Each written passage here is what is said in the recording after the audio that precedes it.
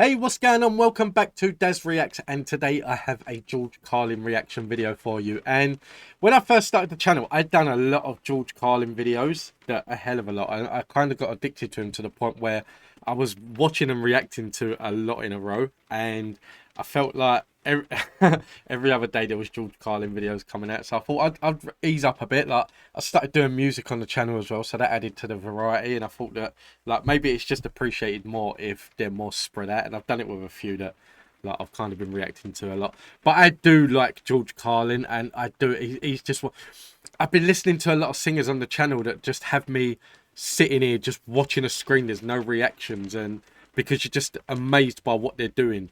And it's the same with George Carlin. I'm amazed by what this man says. He speaks the truth in so many different things. Sorry about the noise around me as well. It's actually pouring down with rain, but I can't let it stop me. You won't hear it while the recordings are going on, but that's fine. But yeah, so this is George Carlin on Airlines and Flying. And I've recently done one with Dave Allen on airplanes, and that was hilarious. And I got a feeling this is going to be very similar. So I'm not going to chat away too much. We're going to get straight into this. So I hope you enjoy.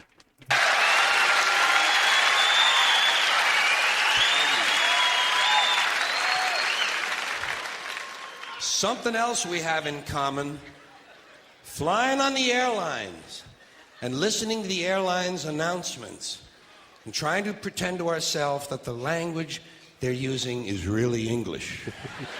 Doesn't seem like it to me. Whole thing starts when you get to the gate. First announcement. We would like to begin the boarding process. Extra word, process. Not necessary. Boarding is enough. We'd like to begin the boarding. Simple, tells the story. People add extra words when they want things to sound more important than they really are. Boarding process sounds important. It isn't. It's just a bunch of people getting on an airplane. People like to sound important. Weathermen on television talk about shower activity. Sounds more important than showers. I even heard one guy on CNN talk about a rain event. Swear to God. He said, Louisiana's expecting a rain event. I thought, holy shit, I hope I can get tickets to that.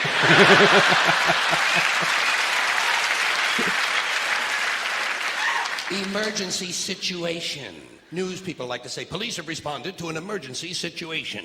No, they haven't. They've responded to an emergency. We know it's a situation. Everything is a situation. Anyway, as part of this boarding process, they say, we would like to pre-board. Well, what exactly is that anyway? What does it mean to pre-board? You get on before you get on? That's another complaint of mine. Too much use of this prefix pre. It's all over the language now. Pre this, pre that. Place the turkey in a preheated oven. It's ridiculous. There are only two states an oven can possibly exist in, heated or unheated. Preheated is a meaningless fucking term. Do you know what? Honestly, when it comes to that side with a preheated oven, it used to be the case. I'm not going to lie. It used to be the case that, like, I've always done it anyway. That, like, they'll tell you on the back of a box, like, put this in the oven on gas mark 7 for 30 minutes. So I've always done it that I'll put it in for 40 minutes. But it used to be the case that I'll turn the oven on. As soon as the oven's on, shove it in. Always done it since I was young. And it was only that our cooker went one day, and then someone came around to fix it, and he was going on about something, and then he said, like, no, you should preheat your oven before putting food in. But I already knew that anyway. But the way I looked at it is like I've always given it extra time. But now it's the case for some reason I will preheat an oven. Like, I'll put the oven on for like 10-15 minutes. Like, the cost of living went up and the bills went up. I was like, food poisoning. Like, if it saves me money, it's going in straight away. It's like pre-recorded. This program was pre-recorded. Well, of course it was pre-recorded. When else are you going to record it? Afterwards? That's the whole purpose of recording, to do it beforehand. Otherwise, it doesn't really work, does it? Pre-existing, pre-planning, pre-screening. You know what I tell these people? Pre-suck my genital situation.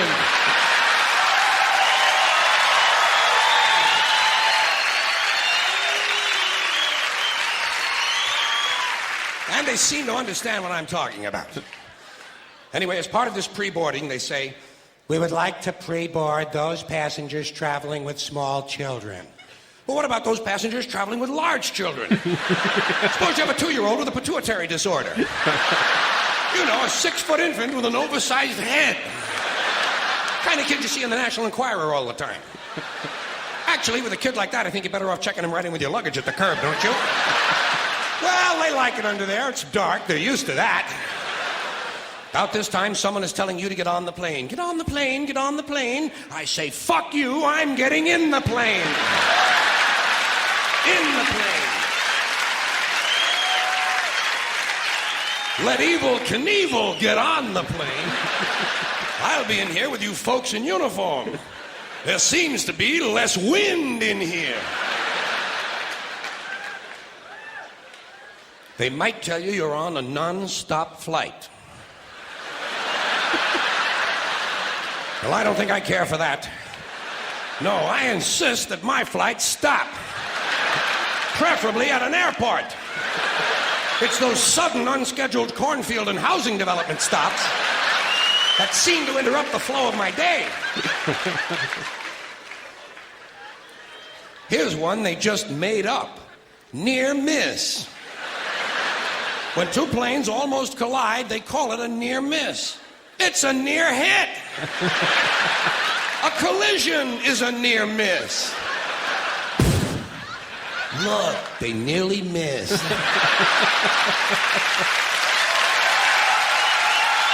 He is one, honestly. It's the case that, like I said, that he is just one that I can just sit and watch and listen to, and for everything he says, it's just the case that everyone thinks, they just don't say it out loud. And like, it is the case that, like, you think about, like, the airlines, like, we're going to pre-board and things like that. If you're sitting in the airport and, like, a stewardess comes over and says, we're going to pre-board this flight now, you're not going to sit there and think, like, why pre-board, why not just board? That no one really thinks that, but it takes a mind like George Carlin to actually get to that point. It's like, I don't want to pre-board, I just want to board. I don't want to get on the plane, I want to get in the plane. And yeah, so it just takes a special kind of mind to think that way.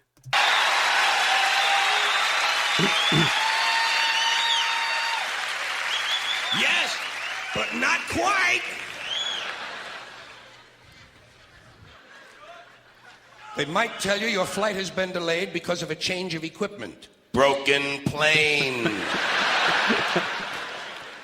Tell me to put my seat back forward.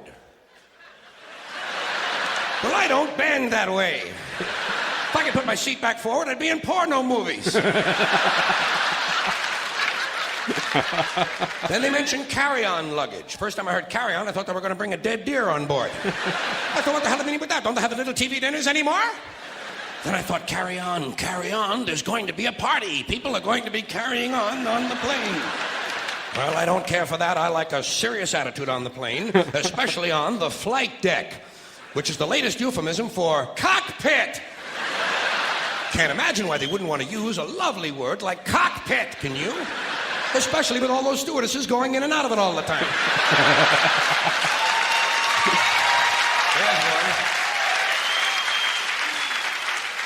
There's a word that's changed, stewardess. First it was hostess, then stewardess, now it's flight attendant. You know what I call them? The lady on the plane. Sometimes it's a man on the plane now. That's good, equality. I'm all in favor of that. Sometimes they actually refer to these people as uniformed crew members. Uniformed, as opposed to that guy sitting next to you in the Grateful Dead t-shirt and the fuck you hat. Who's working on his 9th little bottle of Kahlua, I might add. As soon as they close the door to the aircraft, that's when they begin the safety lecture. I love the safety lecture. I hate this. Is my favorite lecture. part of the airplane ride. This is the point now where it used to be the case that, like, turn your electronics off for the safety part. Do you know what? I've flown so much now that this safety part really does annoy the crap out of me. And I don't know why, obviously. There's every time you get on a plane, there's always going to be someone on there that hasn't flown before, whatever, and things like that. But yeah, this safety part now, it's just like a movie. The way it is now, as soon as I get on a plane, like, a movie is on. That I always get a window seat. I always choose a window seat because I'm on that plane. The movie goes on. I'm not going to move. I don't want you to talk to me. I don't want you to, like, hand me no food or drink or anything. I grab everything in Boots or WH Smith before I fly, so I've got everything with me. So, like, they'll come past, like, do you want a cup of tea? Like, no, don't want nothing. Just leave me alone. And that is the case. It used to be that, like, when I used to fly back and forth from Finland, I used to stay awake all night at the airport because it was always an early flight. So guaranteed, like the second I got on that plane, my luggage would go up, my head would go on that window, and then the next thing I know, someone's tapping me on the shoulder, like, we're there now. I was like, great, let's go. I listened very carefully to the safety lecture, especially that part where they teach us how to use the seatbelts. Imagine this. Here we are, a plane full of grown human beings, many of us partially educated, and they're actually taking time out to describe the intricate workings of a belt buckle. Place the small metal flap into the buckle. Well, I asked for clarification at that point. Over here, please. Over here. Yes, thank you very much. Did I hear you correctly? Did you say place the small metal flap into the buckle, or place the buckle over and around the small metal flap? I'm a simple man. I do not possess an engineering degree, nor am I mechanically inclined. Sorry to have taken up so much of your time. Please continue with the wonderful safety lecture. Seatbelt. High-tech shit. The safety lecture continues. The next thing they do, they tell you to locate your nearest emergency exit. I do this immediately. I locate my nearest emergency exit, and then I plan my route. You have to plan your route. It's not always a straight line, is it? Sometimes there's a really big fat fuck sitting right in front of you.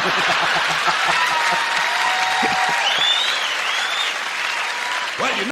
I always thought with that like, if the plane is going down, like these are the emergency exits here and here, and then you're thinking like, if this plane's going down, I'm not getting out of my seat. Like, I'm not looking for no exit. And then if the plane is going down and the plane crashes on the ground, how many people do you really think stumble around looking for an emergency exit? And then same again, that like if you do manage to land, and you most of the time when you're flying, you're over water, that you're not going to want to get out of the plane. It's like, I ain't getting out, it's fucking freezing out there. No. Hell no. Well, you know you'll never get over him. I look around for women and children, midgets and dwarfs, cripples, war widows, paralyzed veterans, people with broken legs, anybody who looks like they can't move too well. The emotionally disturbed come in very handy at a time like this. You might have to go out of your way to find these people, but you'll get out of the plane a lot goddamn quicker, believe me. I say, let's see. I'll go around the fat fuck, step on the widow's head, push those children out of the way, knock down the paralyzed midget, and get out of the plane where I can help others.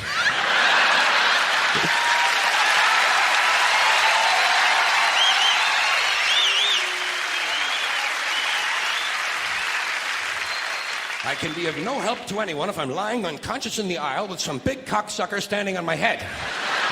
I must get out of the plane, go to a nearby farmhouse, have a Dr. Pepper, and call the police.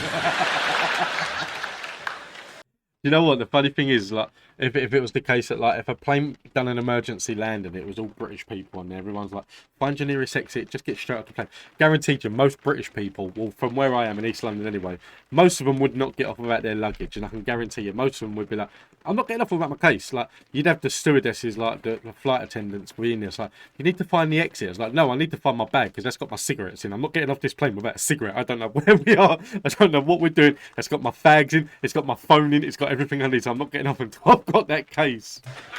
The safety lecture continues. In the unlikely event, this is a very suspect phrase, especially coming as it does from an industry that is willing to lie about arrival and departure times.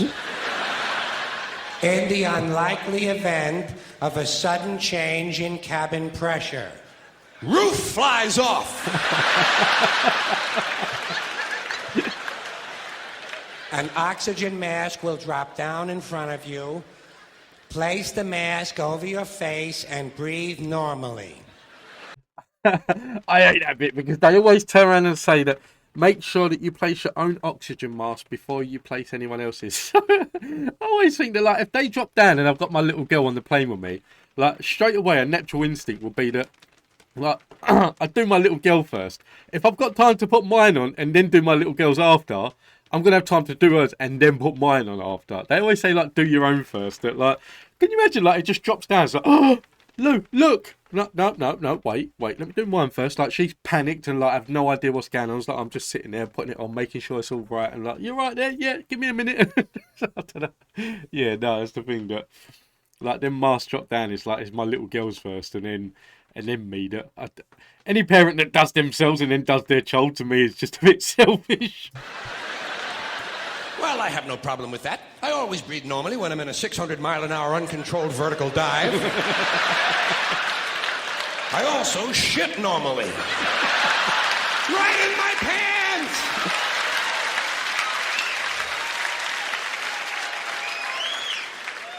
That's a normal thing, isn't it? That, like, if you was in a plane and it was like a vertical drop, like, all of a sudden there's like everything's rosy, and then all of a sudden there's like la la la la la, like, and that's happening, and then all of a sudden, like, because that's the sort of situation where I probably would shit myself as well, and then, like, all of a sudden everything's fine, you're flying normal, and you're like, stewardess, like, I've crapped my pants, and everyone's looking at it like, you dirty bastard. I was like, I thought I was gonna crash. They tell you to adjust your oxygen mask before helping your child with his. I did not need to be told that. In fact, I'm probably going to be too busy screaming to help him at all. This will be a good time for him to learn self-reliance. If he can program I laugh, but I don't agree. his fucking VCR, he can goddamn jolly well learn to adjust an oxygen mask. Fairly simple thing, just a little rubber band in the back is all it is. Not nearly as complicated as, say, for instance, a seatbelt. The safety lecture continues. In the unlikely event of a water landing.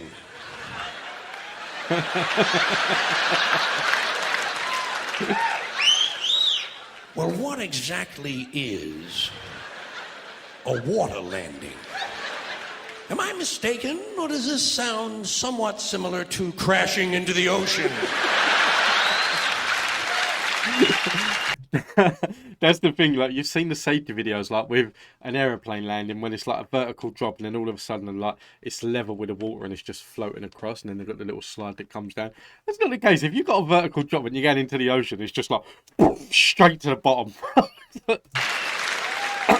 Your seat cushion can be used as a flotation device. Well, imagine that. My seat cushion. Just what I need to float around the North Atlantic for several days, clinging to a pillow full of beer farts. He is funny. I need to watch more of him. He does make me laugh.